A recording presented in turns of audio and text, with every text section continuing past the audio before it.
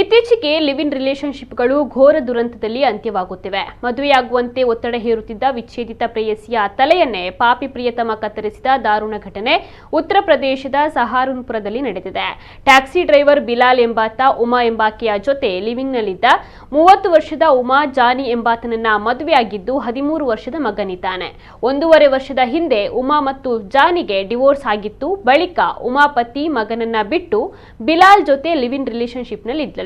ಈ ನಡುವೆ ಬಿಲಾಲ್ಗೆ ಬೇರೊಂದು ಹುಡುಗಿಯೊಂದಿಗೆ ಮದುವೆ ನಿಶ್ಚಯವಾಗಿತ್ತು. ಆದರೆ ಉಮಾ ತನ್ನನ್ನ ಮದುವೆಯಾಗುವಂತೆ ಪೀಡಿಸ್ತಾ ಇದ್ಲು. ಇದರಿಂದ ಹಿಮಾಚಲ ಪ್ರದೇಶಕ್ಕೆ ಹೋಗೋಣವೆಂದು ಉಮಾಳನ್ನ ತನ್ನ ಕಾರಿನಲ್ಲಿ ಹತ್ತಿಸಿಕೊಂಡು ಸಾಯಿಸಿ ರುಂಡವನ್ನ ಕತ್ತರಿಸಿ ಮೃತದೇಹವನ್ನ ಚೀಲಕ್ಕೆ ತುಂಬಿ ಹರಿಯಾಣ ಗಡಿಯಲ್ಲಿ ಬಿಸಾಕಿದ್ದ.